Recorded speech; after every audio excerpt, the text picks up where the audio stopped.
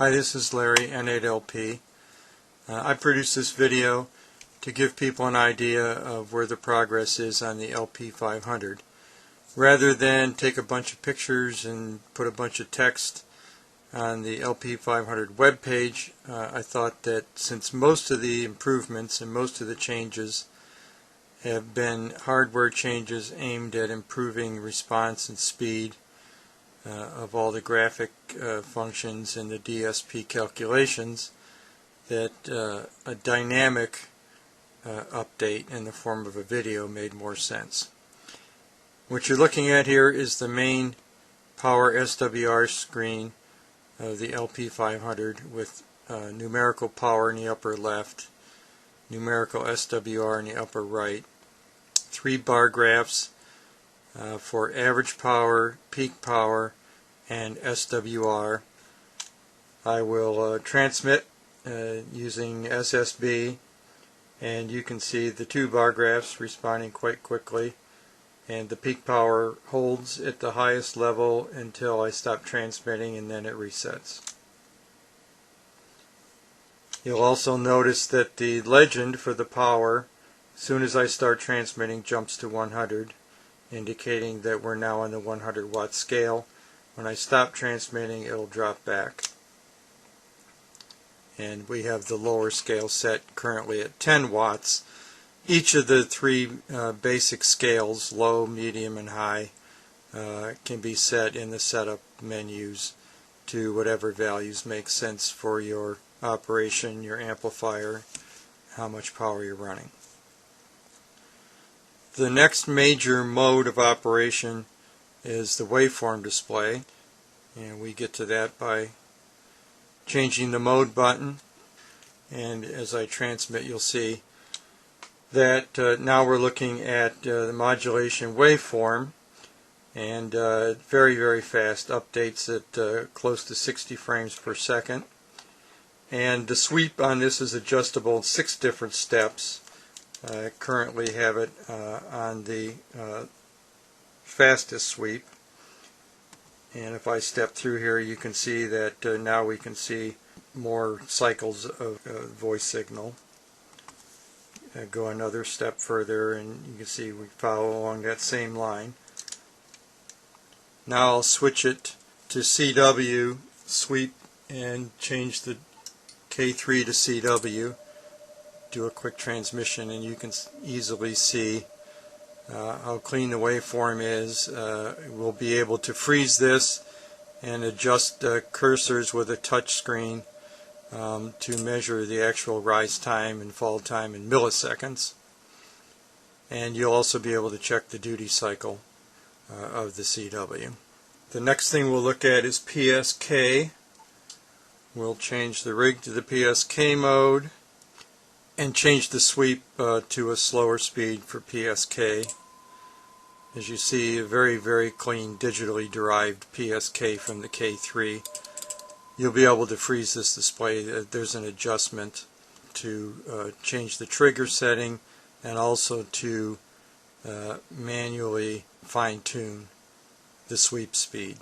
For two-tone single sideband, I'm going to switch the K3 back to sideband, turn on the two-tone test generator, and now you see the familiar two-tone waveform for testing your transmitter.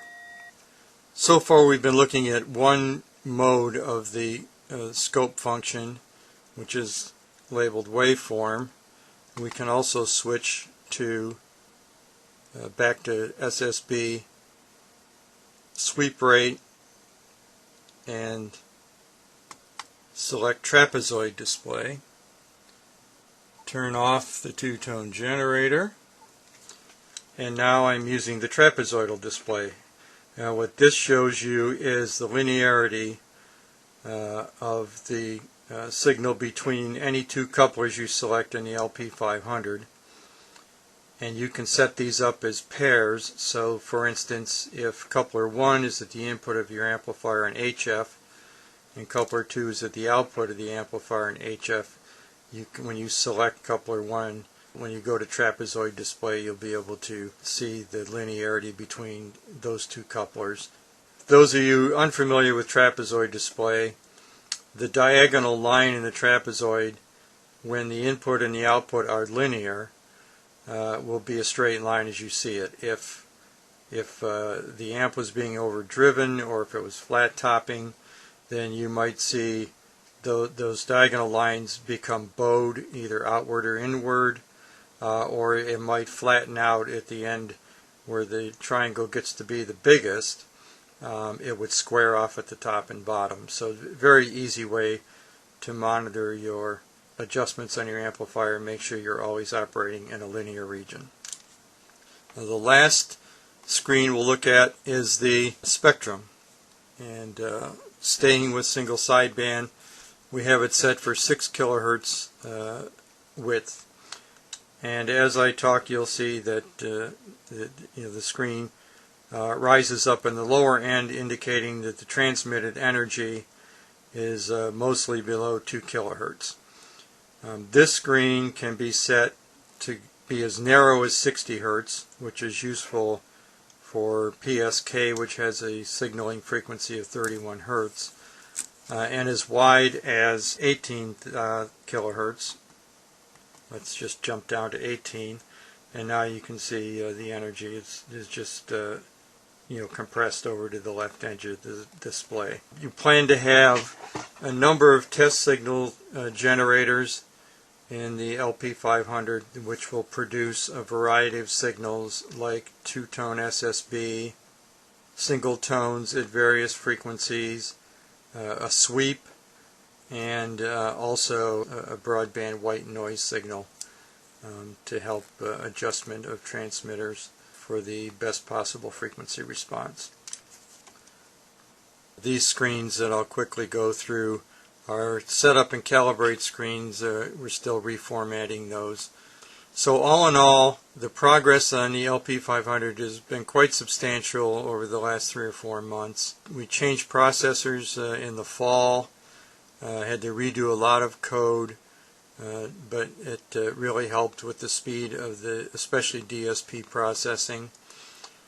And just recently, really the week of Dayton, I became one of the first testers in the U.S. of a new graphics chip, and that's what is producing the really nice high-speed graphics that you're seeing now.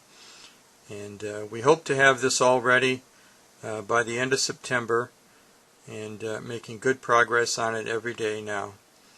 Thanks for your patience, and check back for further progress reports.